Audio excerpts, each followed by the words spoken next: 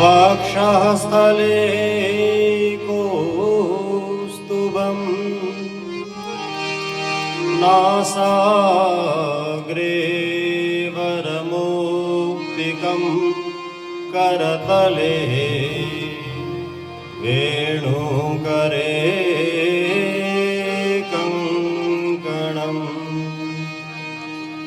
सर्वाङ्गे हरिचन्दनं सुललितं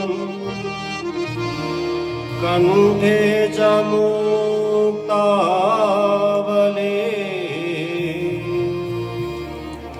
गोपश्री परिवेष्टितो विजयते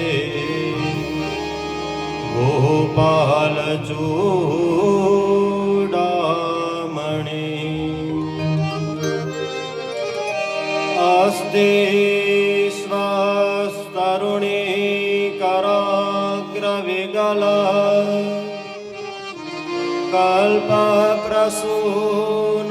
कल्पप्रसूनाप्लुतं वस्तु प्रस्तुतवेणुनादलहरी निर्वाण निर्व्याकुलम्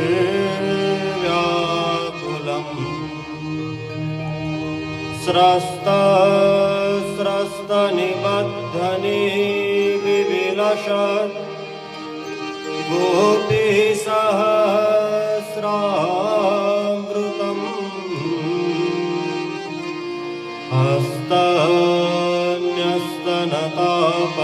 हस्तन्यस्तनतापवर्गमखिलो दारं किशोराकृति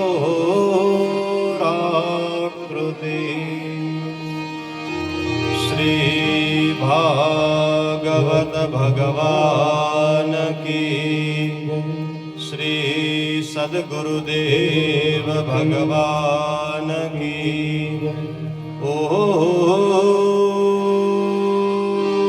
नमः पार्वती पतये हर हर महादेव हर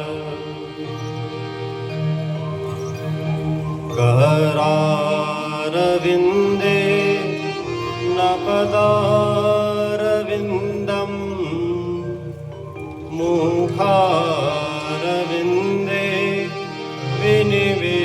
विनिवेशयन्तम्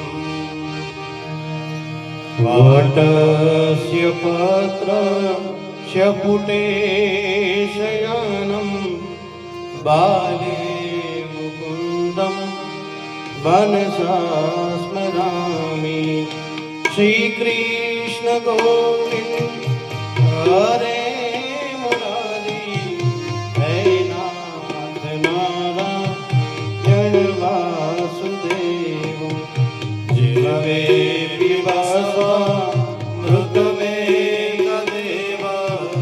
गोविन्द दामोदर माधवेति गोविन्द दामोदर माधवेति गोविन्द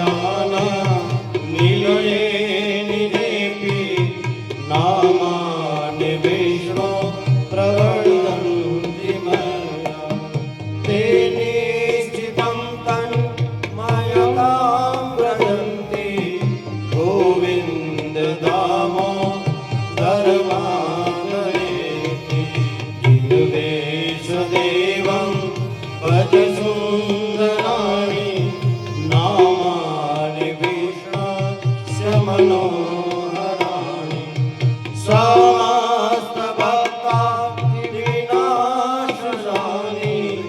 गोविन्द दामोदर माधवेति गोविन्द दामोदर माधवेति गोविन्द दामोदर माधवेति।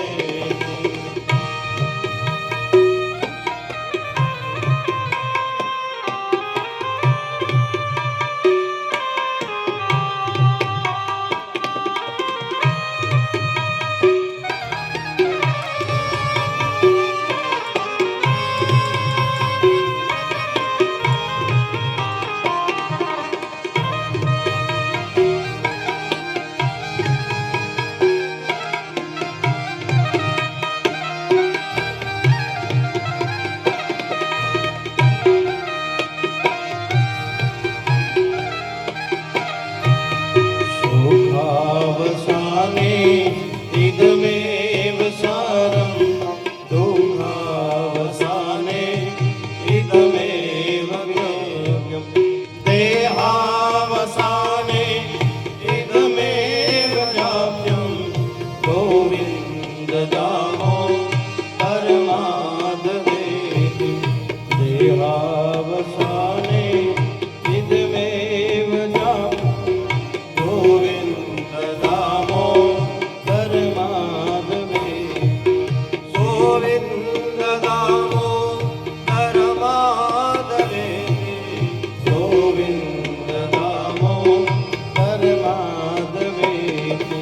श्री कृष्ण राधा वर गोकुलेश गोपाल गोवर्धन नाथ रे जिनवे पिबस्वा मृतमेत देवं गोविन्द दामोदर माधवेति गोविन्द दामोदर माधवेति गोविन्द दामोदर माधवेति।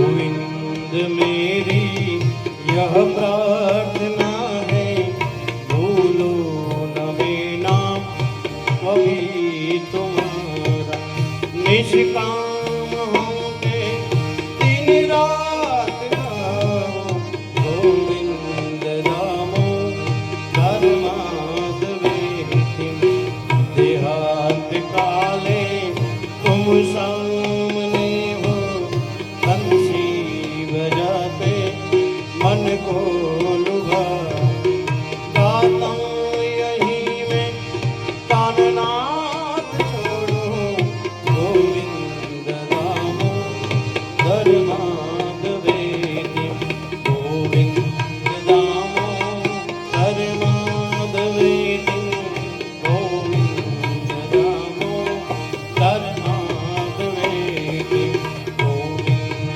दामोदर माधवेति गोविंद दामोदर माधवेति गोविंद दामोदर माधवेति।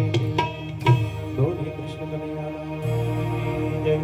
श्री हरिं परमानन्दम् उपदेष्टारमीश्वरं व्यापकं सर्वलोकानां कारणं तं नमाम्यहम्।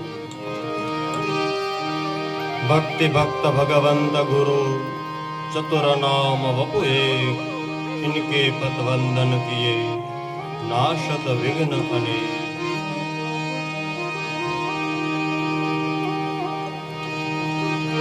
વિના કારણે બધા વૈષ્ણવો ઉપર કૃપા કરનાર અખિલેશ્વર, દામોદર, માધવ, ગોવર્ધનનાથ ભગવાન શ્રી ભાગવતના ચરણોમાં નિત્ય પ્રણામ. માતા પિતા સદગુરુદેવ ભગવાન એમના ચરણોમાં પણ નિત્ય પ્રણામ.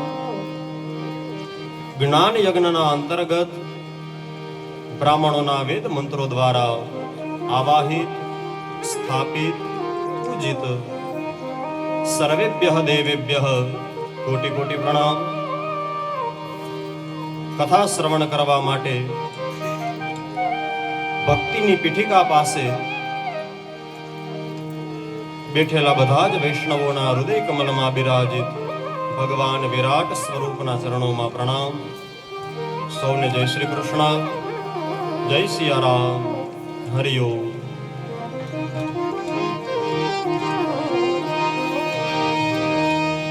જન્માદ્યસ્ય યતોન્વયાદિતરતશ્ચાર્થેષ્વવિઘ્નઃ સ્વરા તેને બ્રહ્મહૃદાય આદિકવયે મુહ્યન્તિ યત્સૂરયઃ તેજો વારિમૃદાં યથા વિનિમયો યત્ર ત્રિસર્ગો મૃષા ધામ્ના સ્વેન સદા નિરસ્તકુહકં સત્યં પરં ધીમહિ સત્યં પરમ ધીમહિ સત્યં પરમ ધીમહિ. ભાગવત રૂપી આ કથા ગંગા પ્રશાંત સાઉન્ડના સથવારે આપણે બધા શ્રવણ કરી રહ્યા છીએ. કારણ કે કદાચ જો આવું સરસ સાઉન્ડ ન હોય, અત્યારની વર્તમાનની ટેકનિકલ સુવિધાઓ ન હોય તો કદાચ બધી જગ્યાએ હું અવાજ પહોંચાડી ન શકું. તો એના સથવારે આપણે બધા કથા શ્રવણ કરી રહ્યા છીએ. આપણા કર્ણ સુધી એ અવાજ પહોંચી રહ્યો છે. એક આ ઓર્ગનમાં જરાક ધીમું રાખજો. તો તમે બરાબર થોડું વધારો. તો આ ભાગવત રૂપી કથા ગંગા આપણને સ્નાન કરાવવા માટે આવી રહી છે. કથાનો આજે ત્રીજો દિવસ છે. રોજ અલગ અલગ ઘાટ ઉપર આપણે સ્નાન કરીએ છીએ. જેમ આપણે ગંગાજીમાં સ્નાન કરવા જઈએ, આપણે એક વખત તેમાં ડૂબકી લગાવીએ, પછી બહાર આવીએ, ફરી પાછી બીજી વાર ડૂબકી લગાડીએ. તો જ્યારે બીજી વાર આપણે ડૂબકી લગાવીએ છીએ તો પહેલી વખત જે પ્રવાહ હતો એ હવે હોતો નથી. એ તો આગળ નીકળી ગયો. હવે આપણે બીજા પ્રવાહમાં ડૂબકી લગાડીએ છીએ.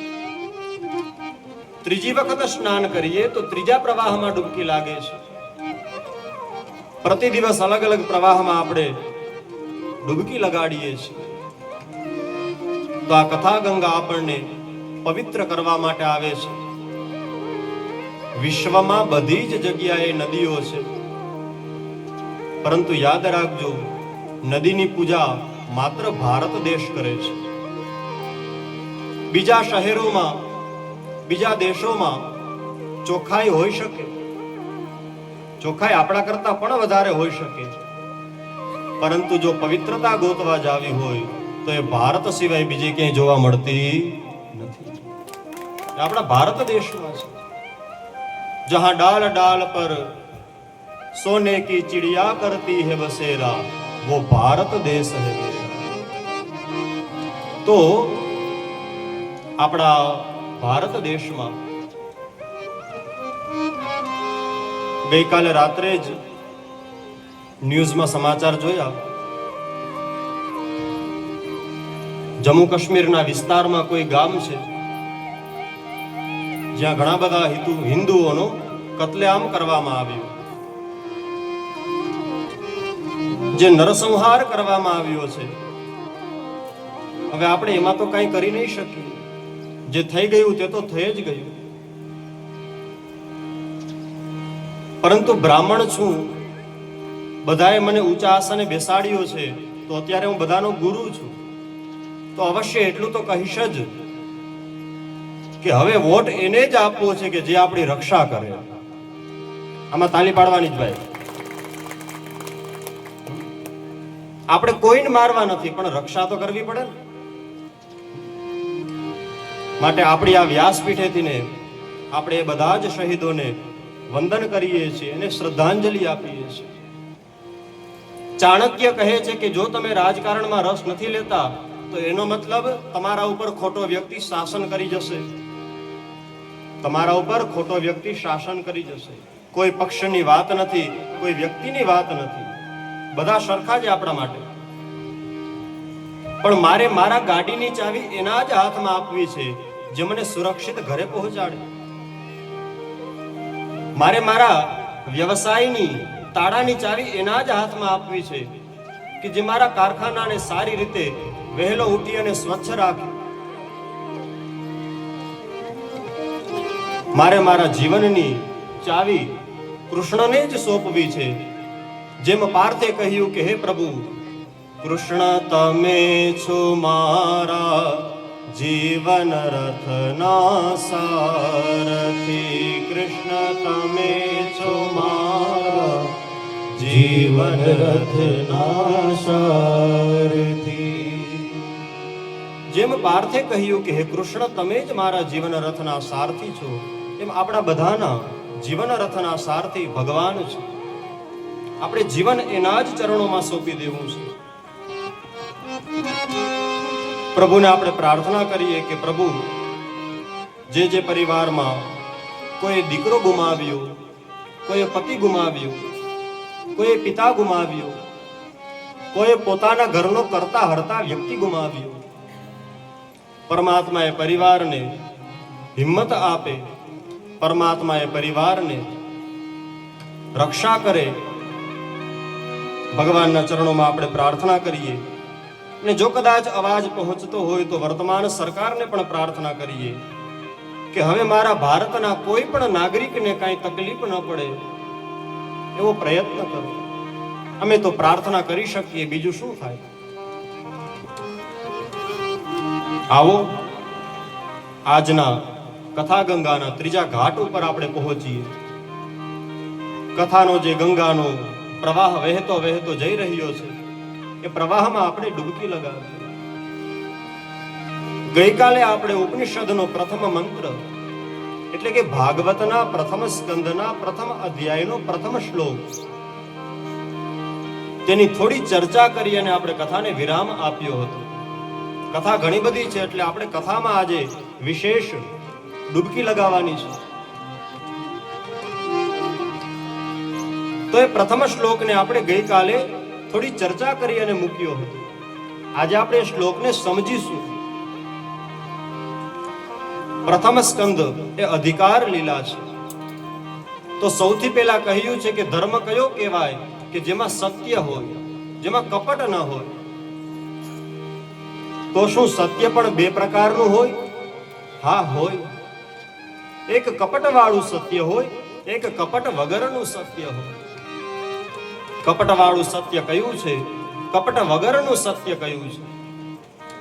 હે મહારાજ, અમને એ સમજાવો. મહાભારતનું યુદ્ધ ચાલી રહ્યું છે. હવે દ્રોણાચાર્યજીને સેનાપતિ બનાવવામાં આવ્યા. દ્રોણાચાર્ય તો એવા મહાન વીર યોદ્ધા છે કે જેને વિશ્વમાં કોઈ પરાસ્ત ન કરી શકે. જો કોઈ પરાસ્ત કરી જ ન શકે તો પાંડવોને વિજય કઈ રીતે પ્રાપ્ત થાય? આજે સાંજના સમયે ભગવાન શ્રી કૃષ્ણએ પાંડવોની સભા એકત્રિત કરાવી. વાત કરી છે કે હે મોટા ભાઈ સાંભળો, આપણી સામે ગંભીર મુદ્દો આવ્યો છે. સામેના પક્ષમાં જે સેનાપતિ છે તે કોઈ સામાન્ય નથી. એ દ્રોણાચાર્યજી છે કે જેને પરાસ્ત કોઈ ન કરી શકે. જો તેની હત્યા નહીં થાય તો ધર્મ હારી જશે. જો તેનું મૃત્યુ નહીં થાય તો ધર્મને આજે ઝૂકવું પડશે. યુધિષ્ઠિર કહે છે કે હે કનૈયા, બતાવો કે આપણે શું કરવું. ભગવાન કહે છે કે આપણે અર્ધ સત્ય બોલવાનું છે. દ્રોણાચાર્ય ક્યારેય પોતાના શસ્ત્ર ન મૂકે, પણ ગમે તેવો મોટો વ્યક્તિ હોય, પુત્ર પ્રત્યેનો મોહ કોને ન હોય ભાઈ. જો અશ્વત્થામા મરાય આવા શબ્દ એના કાનમાં પડશે તો દ્રોણાચાર્ય શસ્ત્ર મૂકી દેશે, તો આપણે એને મારી શકીશું. પરંતુ અશ્વત્થામા તો ચિરંજીવી છે, એને મારવા કઈ રીતે? પ્રભુ કહે છે કે આપણી સેનામાં એક હાથી છે જેનું નામ છે અશ્વત્થામા. ભીમસેન પોતાની ગદાના પ્રભાવથી એ હાથીને સ્વર્ગે પહોંચાડશે. પરંતુ જ્યારે ભીમસેન કહેશે કે મેં અશ્વત્થામાને માર્યો, તો દ્રોણાચાર્ય એ વાતને માનશે નહીં, એનો સ્વીકાર નહીં કરે, એનો ભરોસો નહીં કરે. એ તમને પૂછવા આવે તો તમારે ત્યારે સત્ય બોલવાનું છે, પણ કેટલું? તો કે અર્ધ સત્ય બોલવાનું છે. પૂરેપૂરું અસત્ય પણ નથી બોલવાનું અને પૂરેપૂરું સત્ય પણ નથી બોલવાનું. જો તમને પૂછવા આવે તો તમે હા પાડજો. ઈચ્છા તો થતી નથી, પણ ધર્મ ન હારી જાય, ધર્મને હારનો સામનો ન કરવો પડે. મારો કનૈયો કહે છે તો ભલે હું અર્ધ સત્ય બોલવા તૈયાર છું. બીજા દિવસે સવારે દુદુંબી વાગ્યા, શરણાયો વાગી અને યુદ્ધ પ્રારંભ થયું છે. ભીમસેન પોતાની ગદા લઈ અશ્વત્થામા નામના હાથીને મારે છે. હાથી મરાયો. પોતાની ગદા કે જે લોહીથી ભરેલી છે, પોતાના હાથ કે જે લોહીથી ભરેલા છે, ગદા લઈ અને પોતે રથમાં બેસી દ્રોણાચાર્યની સામે આવે છે. ભીમસેન સામે આવી અને કહે છે, અરે ઓ ગુરુજી સાંભળો, મેં અશ્વત્થામાને માર્યો, મેં તો અશ્વત્થામાને મારી નાખ્યો. ત્યારે ભીમસેનની વાત ઉપર દ્રોણાચાર્યને વિશ્વાસ નથી આવતો. મુખ પડી તો ગયું છે, કારણ કે પુત્રના મરવાના સમાચાર મળ્યા, પણ વિશ્વાસ નથી આવતો. કેમ? તો કે આ લોકો કપટ પણ કરી શકે. હું ભરોસો કરું પણ કોનો કરું? હું તો ધર્મરાજનો ભરોસો કરું, હું તો યુધિષ્ઠિર મહારાજનો ભરોસો કરું. સારથીને કહ્યું કે રથ લઈ લો ધર્મરાજ પાસે. જ્યાં યુધિષ્ઠિર મહારાજ હતા ત્યાં રથ લઈને આવ્યા. કહે છે કે હે ધર્મરાજ, તમારો ભાઈ કહે છે કે મેં અશ્વત્થામાને માર્યો, શું આ વાત સત્ય છે? યુધિષ્ઠિરજીએ કહ્યું કે હા ગુરુજી, અશ્વત્થામા મરાયો. જેવું આટલું બોલ્યા, દ્રોણાચાર્યના શસ્ત્ર નીચે પડી ગયા છે, મસ્તક ઝૂકી ગયું છે. દુદુંબી અને નગારા એટલા જોરથી વગાડ્યા કે હવેનો અવાજ તેના કાનમાં ન પહોંચે. ધીમેકથી તે બોલે છે, નરોવા કુંજરોવા. એનો અર્થ થાય, અશ્વત્થામા તો મરાયો, પણ તે પશુ છે કે મનુષ્ય એમાં હું કઈ બોલતો નથી, એ મને ખબર નથી. આને કહેવામાં આવે જાણકારી હોવા છતાં પણ કપટવાળું સત્ય. સત્ય તો છે જ, પણ કપટવાળું સત્ય. કથા વિસ્તારથી છે, આપણે તો સત્યનું ઉદાહરણ ચાલે છે. અશ્વત્થામા મરાયો જ હતો ને, પણ અશ્વત્થામા નામનો હાથી મરાયો હતો. પાંડવોનો સેનાપતિ જઈ દ્રોણાચાર્યનું મસ્તક છેદી નાખે છે. સત્ય તો હતું, પરંતુ પૂર્ણ ન હતું. આ કપટવાળું સત્ય હતું. ધર્મરાજનો રથ હંમેશા 2 વેદ ઊંચો ચાલતો હતો.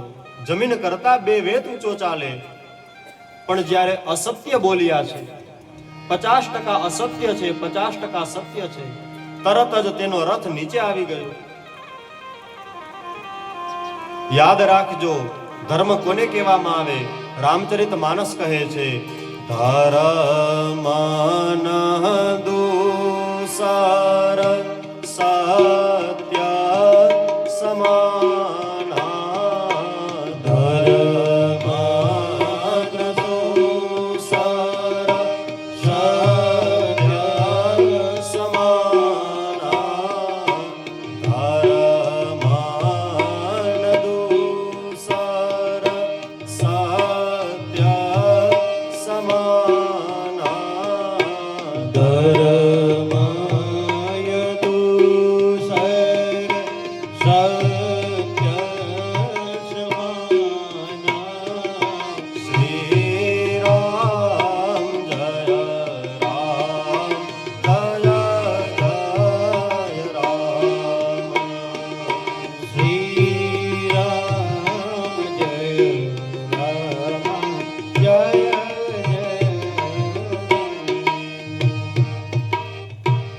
ધર્મ કોને કહેવામાં આવે? કે જેમાં સત્ય હોય. આ હતું કપટવાળું સત્ય. કપટ વગરનું સત્ય કયું છે?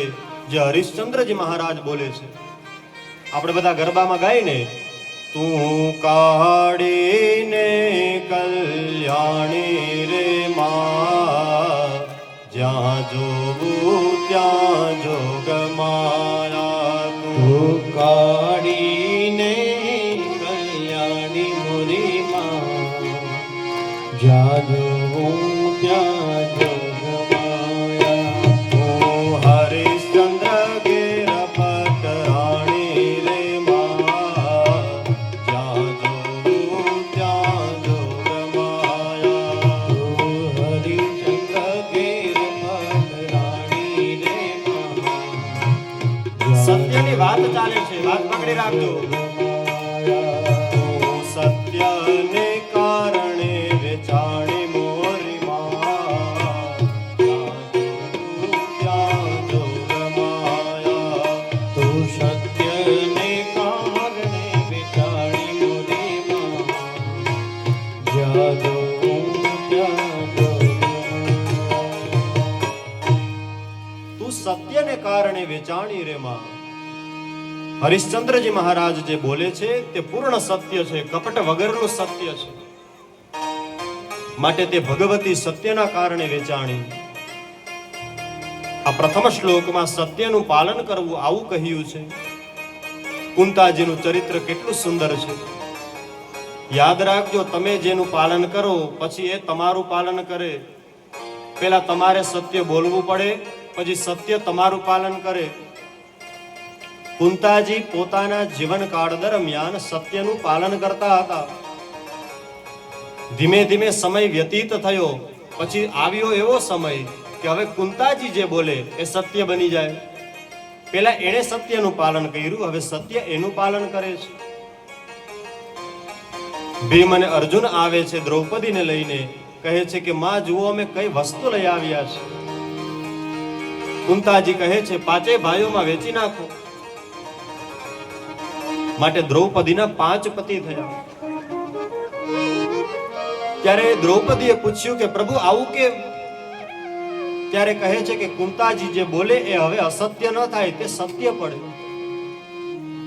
માટે કુંતાજીએ જો કહ્યું છે કે 5 પતિ થઈ જાય તો થઈ જશે. કહ્યું ને પાંચે ભાઈઓમાં વેચી નાખો, માટે તેના 5 પતિ થયા. હવે આવું શું કામ થયું? તો કહે છે કે પૂર્વના સમયમાં તમે ભગવાન શંકરની આરાધના કરી હતી. ભગવાન શિવને તમે કહ્યું હતું કે મારે એવો પતિ જોઈએ છીએ કે જે ધર્મનું પાલન કરવા વાળો હોય. મારે એવો પતિ જોઈએ છીએ કે જે વિશ્વમાં સૌથી સુંદર હોય. મારે એવો પતિ જોઈએ છે કે જે ભવિષ્યને જાણતો હોય. મારે એવો પતિ જોઈએ છે કે જેની બાહુમાં વિશ્વમાં સૌથી વધારે બળ હોય. અરે મારે તો એવો પતિ જોઈએ છે કે જે ધનુર્વિદ્યામાં સૌથી વધારે પારંગત હોય. દેવી તમે 5 વરદાનો માગ્યા હતા. ભગવાને કહ્યું હતું કે આ 5 લક્ષણો એક પુરુષમાં ન હોય. ત્યારે તમે માન્યા ન હતા. તમે કહ્યું હતું કે મારે તો 5 ગુણો જોઈએ છે. માટે તમારા 5 પતિ થયા છે. એક વિશ્વમાં સૌથી વધારે ધાર્મિક છે તે સાક્ષાત ધર્મનું સ્વરૂપ છે. એક સૌથી તાકાતવાળો છે વિશ્વમાં, એક ધનુર્વિદ્યામાં પારંગત છે. જે ખાલી પણછ ચડાવે, એનો ટંકારો બોલાવે, ત્યાં તો ત્રિભુવનમાં વીજળીના ચમકારા થવા લાગે. એકને બધી ખબર છે, ભવિષ્ય જાણે છે, અને એક વિશ્વનો સૌથી સુંદર પુરુષ છે. માટે તમે સત્યનું પાલન કરો તો સત્ય તમારું પાલન કરે. કુંતાજી જે બોલે છે તે બધું સત્ય થાય છે. એના પછી આગળ બીજો શ્લોક આવ્યો છે. ધર્મઃ પ્રોજિત કૈતવોત્ર પરમો નિર્મત્સરાણામ સતામ વૈદ્યમ વાસ્તવમત્ર વસ્તુ શિવદમ તાપત્રયોન્મૂલનમ શ્રીમદ્ભાગવતે મહામુનિ કૃતે કિમ વા પરેરીશ્વરઃ સદ્યો યદ્યવરુધ્યતેત્ર કૃતિભિઃ શુશ્રૂષૃભિસ્તત્ક્ષણા. બીજા શ્લોકમાં કહ્યું છે ધર્માચરણ કરવું જોઈએ. એ આચરણ કેવું હોય કે તમે ધર્મનું પાલન કરો, તમે ધાર્મિક વિધિ કરો તો તે કપટ વગરની હોવી જોઈએ. હવે શું ધર્મ પણ કપટવાળો અને કપટ વગરનો હોઈ શકે? તો કે હા, હોઈ શકે ભાઈ. દેખાડા માટે કરવામાં આવે તેને કપટવાળો ધર્મ કહેવાય, અને પોતાની આત્માના કલ્યાણ માટે કરવામાં આવે તેને નિષ્કપટ ધર્મ કહેવાય. મારે ત્યાં શ્રીફળ વિધિ કરવા આવવાના હોય તે દી હું ભાગવત ખોલીને બેઠો હોઉં અને તમે આવો ત્યારે હું ગાતો હોઉં મંત્ર. આમ કોઈ દી અટતોય ન હોઉં, પણ તમે આવો ત્યારે ગાતો હોઉં કે ઓહો યજમાન પરિવારને તો એમ થવું જોઈએ કે શાસ્ત્રીજી એટલે ગજબ છે. ત્યારે આપણે મંત્ર ગાતા હોય સદા સેવ્યા સદા સેવ્યા, ઊંચા ઊંચા સ્વરેથી મંત્ર ગવાતા હોય તો એમ થાય ઓહો હો શાસ્ત્રીજી. દેખાડા માટે કરવામાં આવે તેને કપટવાળો ધર્મ કહેવાય. યાદ રાખજો, ધર્મનું પાલન પોતાના માટે છે, દેખાડા માટે નહીં. હું દાન કરું છું તો મારા માટે કરું છું, બીજા માટે નહીં. માટે ભાગવત કહે છે તમે દાન કરો તો એવી રીતે કરો કે જમણા હાથે દાન કરો તો ડાબા હાથને ખબર પણ ન પડે. તમે સત્કાર્ય કરો છો, તમે હનુમાન ચાલીસાનો પાઠ કરો છો, તમે માળા કરો છો, અરે તમે કોઈ જગ્યાએ જઈ ગરીબને મદદ કરો છો તો એ રીતે કરો કે સામેવાળાને અને તમને જ ખબર હોય, ત્રીજા કોઈને ન ખબર હોય. એ રીતે ધર્મનું પાલન કરો. દેખાડા માટે કરીએ તેને ધર્મ ન કહેવાય. નહીંતર અત્યારે તો પાખંડ બહુ ચાલે છે ભાઈ. સાચા કોણ ખોટા કોણ ગોતવું બહુ અઘરું છે ભાઈ. અરે ભાગવતમાં કહ્યું છે, મહાત્મ્યમાં, કળિયુગમાં પાખંડીઓ ગરોળી જેવા થઈ ગયા છે. ગરોળી હોય ને એ રાત્રિના અંધારામાં બહાર આવી અને જેટલા દિવાલમાં મચ્છર ચોટ્યા હોય એ બધા મચ્છરોનું ભક્ષણ કરે અને હવાર થાય એટલે ભગવાનના ફોટા પાછળ હંતાઈ જાય. આવા પાખંડીઓથી સાવધાન. દેખાડા માટે કરીએ તેને પાખંડ કહેવાય, તેને ધર્મ ન કહેવાય. આત્માના કલ્યાણ માટે કરીએ તેને ધર્મ કહેવાય. સૂર્ય ઉગે એટલે કોઈને કેવું ન પડે, કોઈને અલાર્મ ન મૂકવું પડે. સૂર્ય ઉગે એટલે આકાશમાં ખબર પડી જાય કે સૂર્ય ઉગી ગયો છે. અરે વાદળાઓ આડા આવે પણ પ્રકાશને છુપાવી ન શકે. માટે જો તમે સત્ય છો તો તે પ્રભાવ બહાર આવી જ જશે.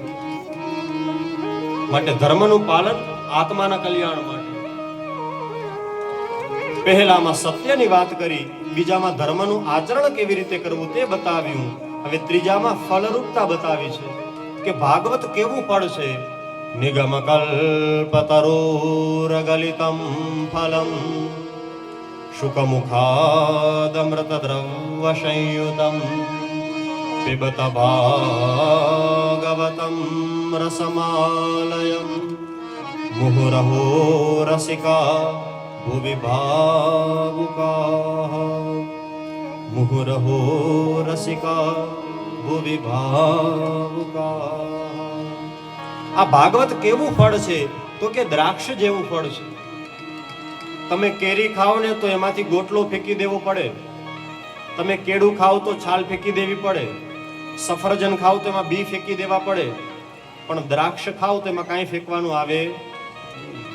એમ આ શ્રીમદ ભાગવતના પ્રત્યેક શ્લોક, પ્રત્યેક શબ્દ, પ્રત્યેક પદ અરે પ્રત્યેક અક્ષરો રસથી ને ભરપૂર ભરેલા છે. આમાં ફેંકી દેવાનું કાંઈ જ નથી. માટે આ શ્રીમદ ભાગવત એ આંબો છે. કેવો આંબો છે? તો કે દ્રાક્ષ રૂપી આંબો છે. પેલો આંબો હોય તેમાં કેરી પાકે, પણ એમાં ગોટલો ફેંકી દેવો પડે ભાઈ. આ ધર્મનો આંબો કહ્યો છે. કોણે વાવ્યો, કોને મળ્યો, કોણે આપણને આપ્યો, કોણે કહ્યો, કોણ સાંભળી અને અંદર પી ગયું, કોનો બેડો પાર થઈ ગયો. માટે આ દ્રાક્ષ જેવું પરિપક્વ ફળ છે. આવો આપણે ભાગવતનો આંબો એના 2-4 પદોનું ગાન કરીએ.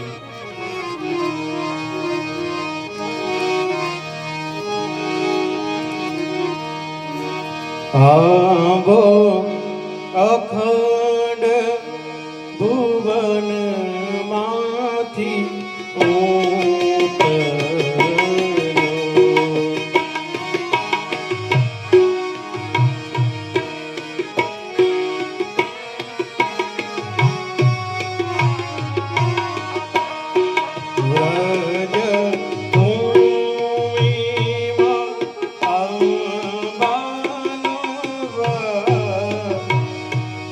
સખી રે આંબો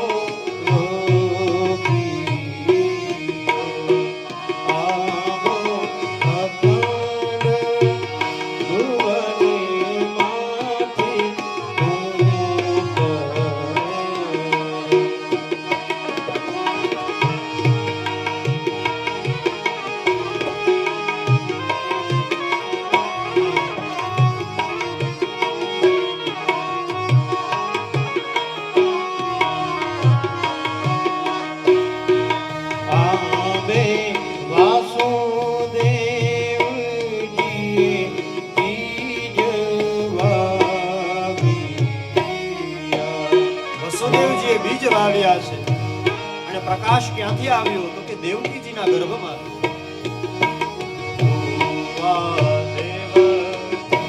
ભુવા દેવકીજી ક્ષેત્રમક સખી રે આંબો રોપિયો. આ આંબાના રખવાડ કોણ છે? નંદ ગોપ આંબાના રખવાડ. આંબે યશોદાજીએ જડ સીધિયા. નંદ ગોપી આંબાના રખવાડ સખી રે આંબો રોપિયો. એ સખી રે આંબો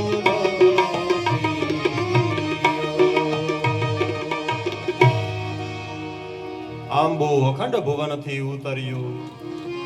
વ્રજ ભૂમિમાં આંબાનો વાસ, સખી આંબો રોપ્યો. આ રસ સુખદેવજીએ ગાયો પરીક્ષિતના શ્રવણેન્દ્રિયમાં એટલે કે કાનમાં. તો આ ભાગવત રૂપી આંબો છે તે કેવું ફળ છે? દ્રાક્ષ જેવું પરિપક્વ ફળ છે. પ્રથમ સ્કંદ છે અધિકાર લીલા, તો તેમાં અધિકાર બતાવ્યા છે. કૃષ્ણની કથામાં પ્રત્યેક પદે રસથી ને ભરપૂર છે. 3 પ્રકારના અધિકારી વક્તા અને શ્રોતાઓની વાત કરી છે. સામાન્ય અધિકારી વક્તા અને શ્રોતા કોણ છે? મધ્યમ અધિકારી વક્તા અને શ્રોતા કોણ છે? ઉત્તમ અધિકારી વક્તા અને શ્રોતા કોણ છે? સુતજી મહારાજ વક્તા છે અને શૌનકાદિ ઋષિઓ શ્રોતા છે. એને સામાન્ય અધિકાર કહ્યો છે, સૌથી સામાન્ય અધિકાર. હવે મધ્યમ અધિકારી વક્તા અને શ્રોતા કોણ છે? નારદજી વક્તા છે અને શ્રી વેદવ્યાસજી મહારાજ શ્રોતા છે. એ સામાન્ય અધિકારી, મધ્યમ અધિકારી અને હવે આવશે ઉત્તમ અધિકારી. એ ઉત્તમ અધિકારી કોણ છે? તો કે શુકદેવજી મહારાજ વક્તા અને પરીક્ષિત મહારાજ શ્રોતા છે. 3 ચરિત્ર બતાવી અને કેવા વક્તાનો કેવો અધિકાર છે એનું વર્ણન કર્યું છે. હવે તેના લક્ષણો આપ્યા છે. જિજ્ઞાસા, અમાત્સર્ય, શ્રવણમાં આદર, સાંભળવા આવીએ તો તેના માટેના પણ નિયમો છે. કથા પ્રારંભ થાય તેની પહેલા આવવું, કથા વિરામ પામે પછી જવું, નિયમો છે. બધાથી પાલન ન થઈ શકતા હોય, પણ જે વ્યક્તિ આનું પાલન કરે છે તેને સંપૂર્ણ ભાગવતનું ફળ પ્રાપ્ત થાય છે. ગઈકાલે આપણે કથા શ્રવણ કરીને ધુંધુકારી પ્રેતને મોક્ષ થયો. કેમ? તો કે તે વાસમાં આવી જાય છે સૌની પહેલા અને જાય છે બધા વયા જાય પછી, એટલે એને સંપૂર્ણ ફળ પ્રાપ્ત થાય છે. આમ પણ નિયમ છે ને ભાઈ, કે જે 12 કલાક પૂરી કરે તો એને વધારે રોજ મળે, 4 કલાકમાં ભાગી જાય તો એટલું રોજ મળે. જો એમાં એવું હોય તો આમાં તો હોય જ ને. સ્કૂલમાં પણ જે બધા લેક્ચરો ના ભરતા હોય તો પછી 50% સીધું ઉપરથી જતું હોય. પૂરેપૂરી કથા શ્રવણ કરે તો તેને સંપૂર્ણ ફળ પ્રાપ્ત થાય છે. આ સામાન્ય અધિકારી વક્તા અને શ્રોતાના લક્ષણો કહ્યા છે. પરંપરાનો નિર્વાહ કરવો, શ્રોતાના અધિકાર પ્રમાણે વક્તાએ કથા કરવી, કથા કહેવાનું ચાતુર્ય હોય, દ્રષ્ટાંત કુશલો ધીર, દ્રષ્ટાંત આપવામાં કુશળ હોય. કોઈ તત્વજ્ઞાનની વાત આવે તો તેને સરળ બનાવી અને શ્રોતાને સમજાવવી. ઘણી આમાં એવી પણ વાતો હોય કે જે હજી વક્તા પણ ન સમજી શકતા હોય. જે ઉચ્ચ કક્ષાની કથા હોય, મોટા મોટા યોગીઓ જ્યારે કથા કહેતા હોય તો શ્રોતાને સમજાય એ ભાષામાં અને એ ઉદાહરણ તરીકે કથા કહેવાની ચાતુર્યતા હોવી.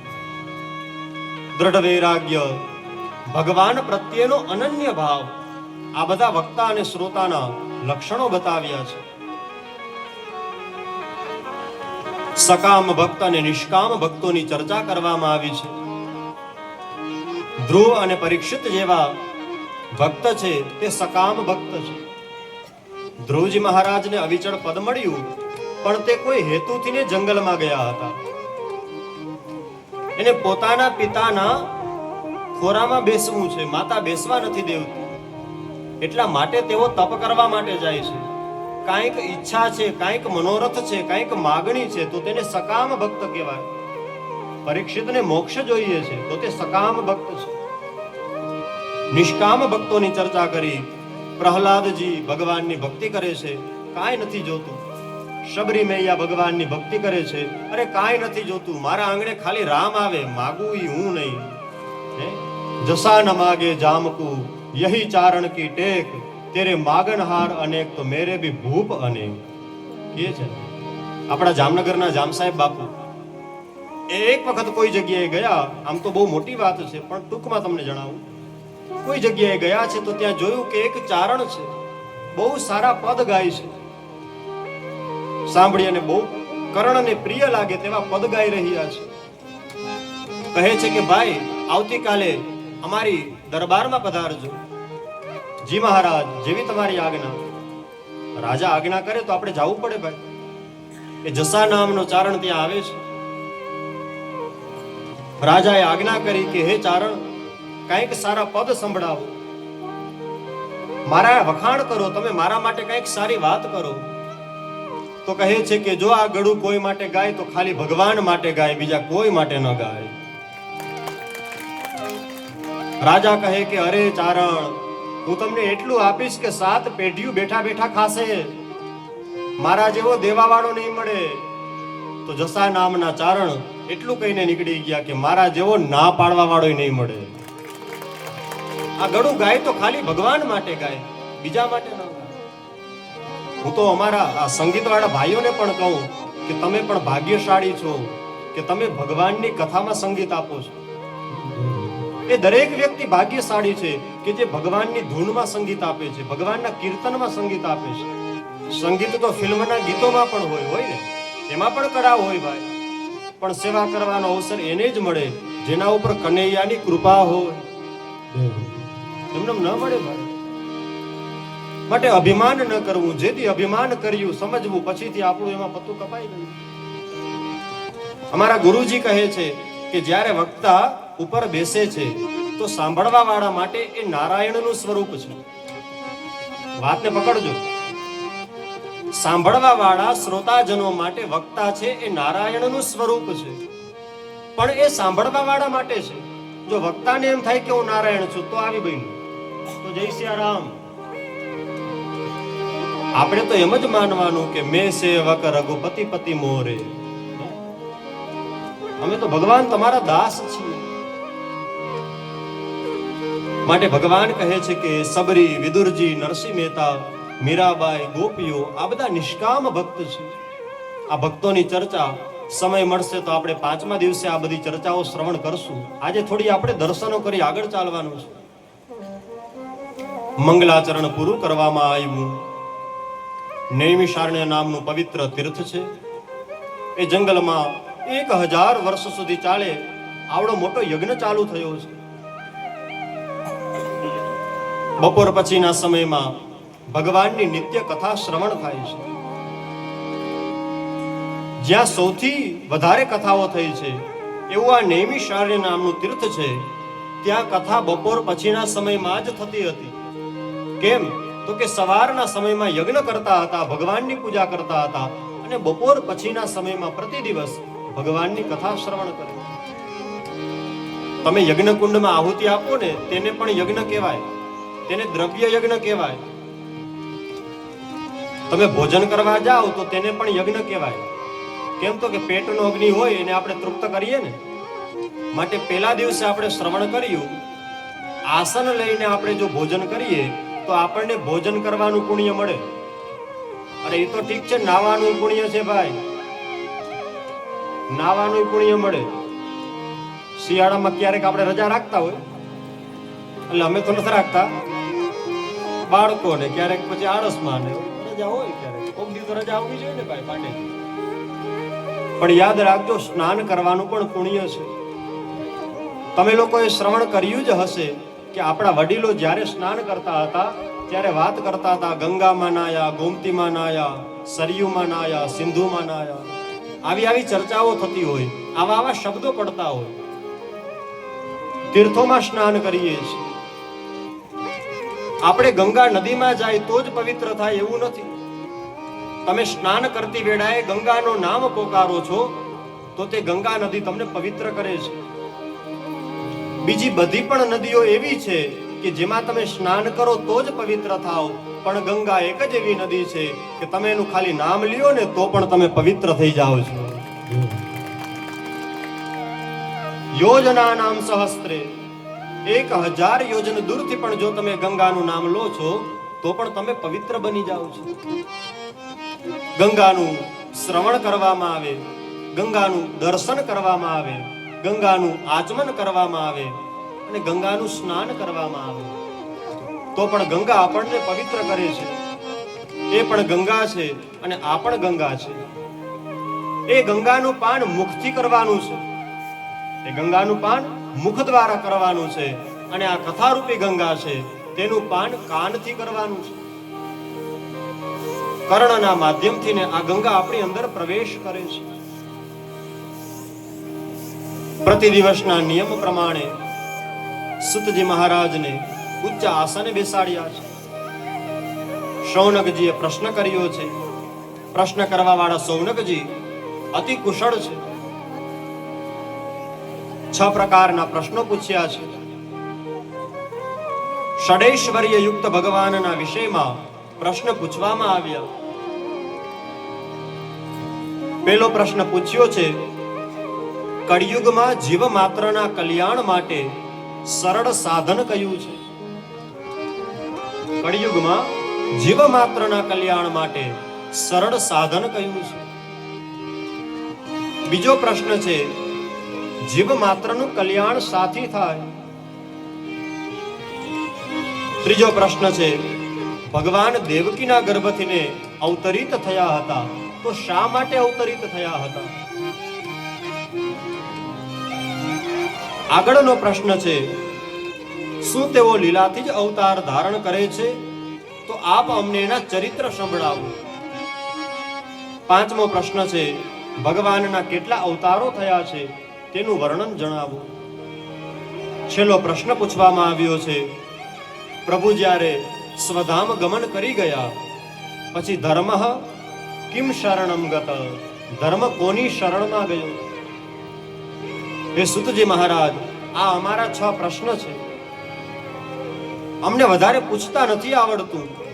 કદાચ કાંઈ પૂછવાનું રહી જતું હોય તો પણ અવશ્ય આપ અમને સમજાવશો.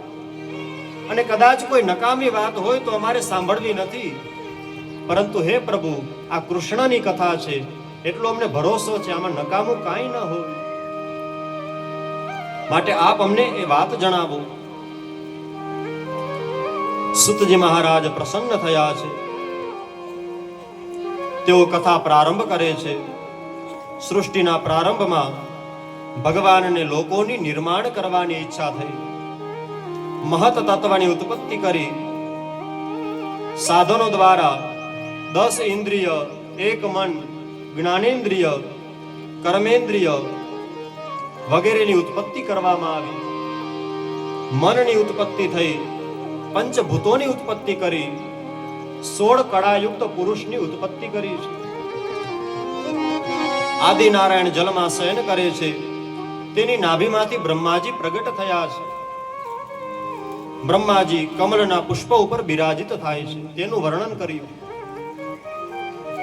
ભગવાનના મુખ્ય 10 અવતારો છે. મત્સ્યમ કૂર્મમ વરાહમ ચ નારસિંહમ ચ વામનમ. મત્સ્યમ કૂર્મમ વરાહમ ચ નારસિંહમ ચ વામનમ. રામ બોધમ કલ્કિમ નમામ્યહમ. રામ કૃષ્ણ રામ કૃષ્ણ બોધમ કલ્કિમ નમામ્યહમ. ભગવાનના મુખ્ય 10 અવતારો છે. એ પ્રમાણે ભાગવત અનુસાર 24 અવતારો બતાવ્યા છે. સૌ પ્રથમ ટૂંકમાં 24 અવતારોની ચર્ચા છે, જે આપણે બધા શાંતિપૂર્વક શ્રવણ કરીશું.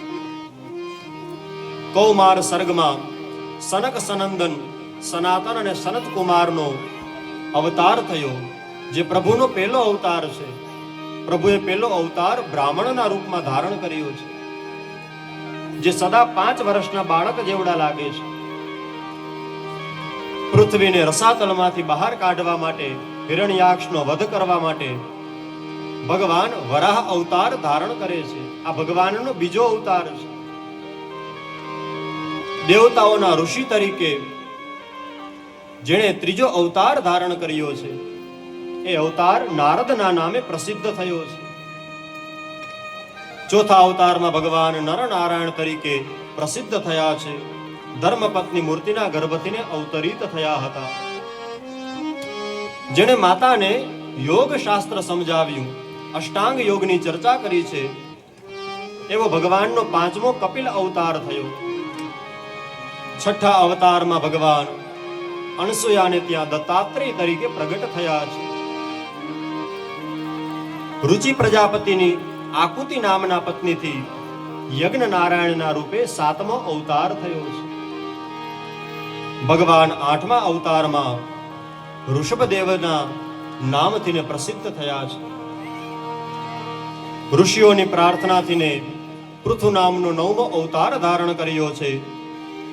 ચાક્ષુષ મન્વંતરના અંતે પૃથ્વીની તમામ ઔષધિઓને બચાવવા માટે, એના પછીના મન્વંતરોનું રક્ષણ કરવા માટે ભગવાને 10મો મત્સ્ય અવતાર લીધો છે. સમુદ્ર મંથનના સમયે 11મો કૂર્મ અવતાર લીધો. અમૃતનો કળશ લઈ ભગવાન આવ્યા એ 12મો આયુર્વેદના પ્રચેતા તરીકે ધન્વંતરી અવતાર લીધો છે.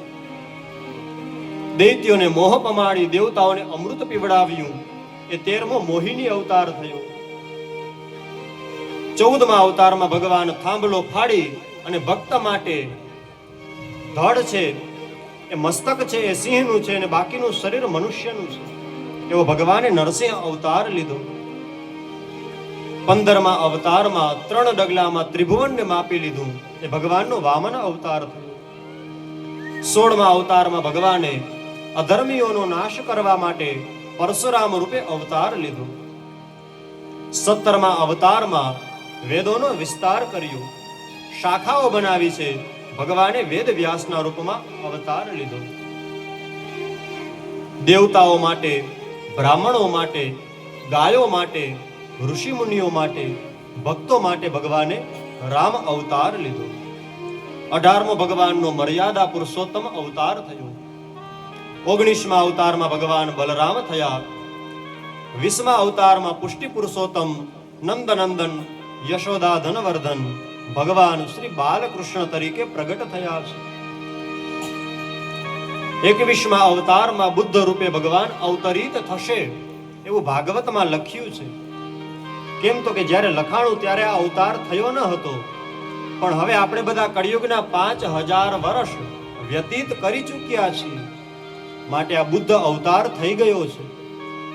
ક્યાં થયો તો કે મગધ દેશમાં અજનના પુત્ર રૂપે ભગવાન અવતરિત થયા હતા.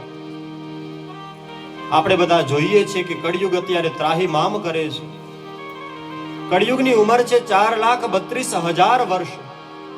હજી તો 5000 વર્ષ જ ગયા છે ભાઈ. કળિયુગ તો હજી ઘોડિયામાં સૂતો છે. જ્યારે યુવાન બનશે ત્યારે તો આના કરતા પણ વધારે બધાને ત્રાસ આપશે. કળિયુગના 700 થી 800 વર્ષ બાકી હશે ત્યારે ભગવાન બ્રાહ્મણના રૂપમાં અવતાર લેશે, જે કલ્કી તરીકે પ્રસિદ્ધ થશે. હંસ અને હયગ્રીવ મળી 24 અવતારો થયા. 24 અવતારોની વાત કરી છે. સૌનકજીને વધારે ને વધારે જિજ્ઞાસા જાગી. તેઓ કહે છે કે હે પ્રભુ, ભાગવતની રચના કોની પ્રેરણાથી ને કરવામાં આવી? વેદ વ્યાસજી મહારાજે ભાગવત રચ્યું તો ખરા, પણ આ પ્રેરણા મળી કઈ જગ્યાએ? ત્યારે ભગવાન કહે છે કે શ્રી વેદ વ્યાસજી મહારાજ એક દિવસે પ્રાતઃ કાળે સરસ્વતી નદીમાં સ્નાન કરી એકાંત સ્થળમાં બેઠા હતા. પોતાને અપૂર્ણ માને છે, પોતાને અપૂર્ણ માને છે. તેને ચિંતા થવા લાગી